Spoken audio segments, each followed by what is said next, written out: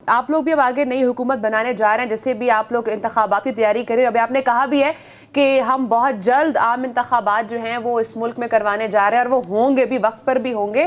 क्या पाकिस्तान तहरीक इंसाफ के पास कोई मौशी पॉलिसी है, कोई प्लान है पाकिस्तान तहरीक इंसाफ के पास कि अगर कुछ महीनों के बाद अपनी हुकूमत बनाते हैं तो किस तरह से इस मौशी गर्दाब से मुल्क को बाहर निकालेंगे? ये दीजिएगा कि मैं फैक्ट से जरा इनकी बातों का जवाब दे दूं। पहली बातें जो इन्होंने की, इनकी पहली मैं उस बात का पॉलिटिकल बात का जवाब दे दूं।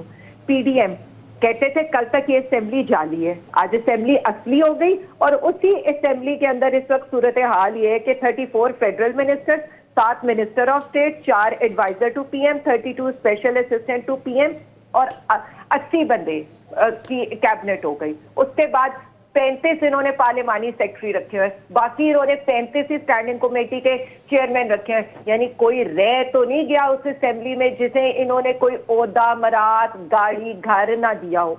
अब आ जाए, उसके बाद कल तक इनकी स्टेटमेंट थी फौरी इलेक्शन, आज इनकी स्टेटमेंट है हर मसले की जो जड़ है ना वो खुदा न ख्वास्ता हम इलेक्शन में ना चले जाए। कल इमरान खान इलेक्शन चाहते हैं तो असेंबलियां तोड़ दे, यही जमहूरी तरीका है। आज क्या कहते थे और किस तरह तरले मिलते करते थे, अगर असेंबलियां तोड़ दी तो गैर आईनी है। और यहां तक इन्होंने कहा लिख लो इमरान खान असेंबलियां नहीं तोड़ेगा, फिर यही कहने लगे रोको रोको कहीं असेंबलियां ना तोड़ दे। अब दोबारा ये जो मैं इनकी सारी चीजें देख रही हूँ, मुझे तो समझ नहीं आती है कि ये बार बार हमने तो इस्तीफे दे दिए थे, 9 माह पहले दे दिए थे, कबूल कर लेते तब इलेक्शन में चले जाते। तब तो आप कहते थे आइन का आर्टिकल 64 कहता है मेंबर का इस्तीफा हाथ से लिखो, इस्तीफा भिजवाने के बाद स्पीकर के बुलवाने पर आए इस्तीफे की तस्दीक करे तब इस्तीफा मंजूर होगा। आज न किसी मेंबर ने हाथ से लिखा है। लेकिन आलिया साहबा इन सारी सिचुएशन को अगर देखा जाए तो आप समझती हैं कि आप आम इंतखाबात की तारीख लेने में कामयाब हो जाएंगी? ऐसा मैं यही बताने लगी हूँ, हमें तब भी कोई एतराज नहीं है, करें, मंजूर करें। हमने तो खुशी से कहा था पहला इस्तीफा जो इन्होंने आज तक, मैं आपको बता दूं, इतना डर है इन्हें मुझसे, इतना डर है पीडीएम वालों को कि सुने लंदन से फरमाइश आई है, क्योंकि मेरी सीट पे तो इलेक्शन नहीं होने थे। इन्होंने कहा नहीं नहीं नहीं नहीं नहीं, इसका मुकाबला, इसकी जबान किसी तरह रोको। तो अब ये रुकेगी नहीं, ये 200 की स्पीड क्या 300 की स्पीड से इनको बताएगी, इनकी हरकतें भी, इनकी कारकर्दगी भी, इनके कारनामे भी। क्या ये स्पीड आवाम को रिलीफ देने के लिए ना हो तो बेहतर हो हम जवाब की तरफ जो जा रहे हैं, हम हमेशा कोशिश करते हैं आलिया साहिबा कि हम प्रोग्राम में कोई वे फॉरवर्ड बताएं, मुल्क की बेहतरी के लिए कुछ करें। देखिए ये हमारा भी काम है, हम भी पाकिस्तानी हैं। तो मेरी आपसे रिक्वेस्ट ये होगी कि हमें माशी सूरत को, मुल्क को निकालने के लिए क्या इक़दाम करने होंगे। और अगर आप आम इंतखाबात की बात करती हैं तो फिर आप मुझे बताइए कि आपके पास माशी एजेंडा क्या है, कैसे मुल्क को आगे लेकर जाया जा सकता है? मैं वही आपकी पहले जो मुझसे सवाल किया गया था मैं उसी की तरफ आने लगी। जेनेवा में आलमी इदारों ने हुकूमत पाकिस्तान को $8 अरब देने का वादा किया। चले जी, हम बिल्कुल खैर मकदम करते हैं, अल्लाह मेरे मुल्क को मुश्किल आसान करे, मेरे मुल्क की, मेरे अवाम की। लेकिन मैं आपको याद करा दूं, सिर्फ गुज़िश्ता साल के अंदर जब पीटीआई की हुकूमत थी ना, गुड्स एक्सपोर्ट और रेमिटेंसेस में हमने $8.6 अरब इजाफी हासिल किए थे। यानी ये जो भीख मांग के ला रहे हैं ना, वो हमने अपनी पॉलिसी से ज्यादा हासिल किए थे। अब आ जाए, सिर्फ एक अभी हमने इनके फिगर्स दिए हैं, सिर्फ इसी ये जो इनके जो 6 महीने में मैं बता दूं, जो एक्सपोर्ट्स हैं, एक्सपोर्ट्स में ला लूं, रेमिटेंसेस में ला लूं, रोशन डिजिटल अकाउंट में ला लूं, जो हमारी फॉरेन डायरेक्ट इन्वेस्टमेंट में ला लूं, नया पाकिस्तान सर्टिफिकेट में मिला लूं, टोटल उसके अंदर $5.2 अरब की कमी आई है।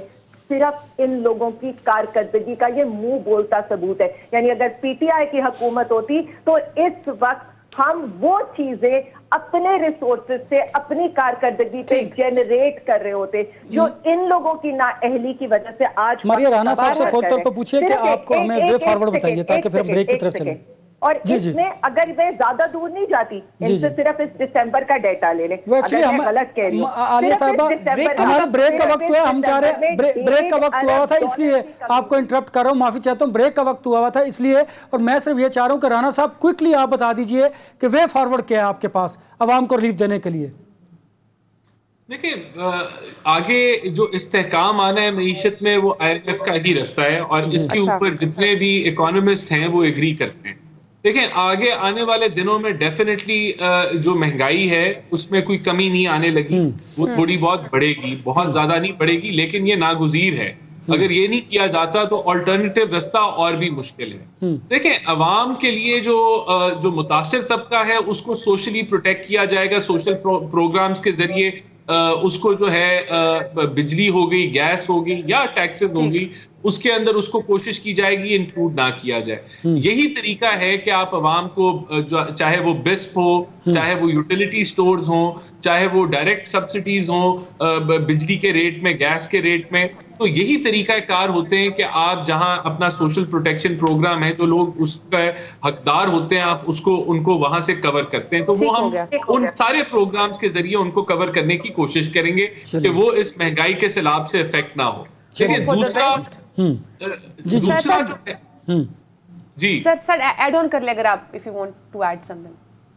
देखिए, मैं ये कहना चाह रहा हूं, यहाँ एक जमात है जिसने माशी दलदल में इस मुल्क को फेंका और आज हम इल्जाम की तरफ जा रहे हैं राणा साहब। हम तो चाहते हैं कि इस मुल्क की बेहतरी के लिए, अवाम को की बेहतरी के लिए कोई हम अगर पॉजिटिव गुफ्तगू करें और वे फॉरवर्ड बताएं तो वो ज़्यादा बेहतर होगा, वरना आप देखें कि हम इसी तरह ही एक दूसरे को इल्ज़ाम देंगे और हम आगे नहीं बढ़ पाएंगे। ब्रेक के वक्त सर बहुत शुक्रिया, आपने प्रोग्राम को टाइम दिया। आज साथ मौजूद थे पाकिस्तान मुस्लिम लीग नून से राना एहसान अफजल साहब और हमें पाकिस्तान तहरीक इंसाफ से ज्वाइन किया था आलिया हमेद साहिबा ने।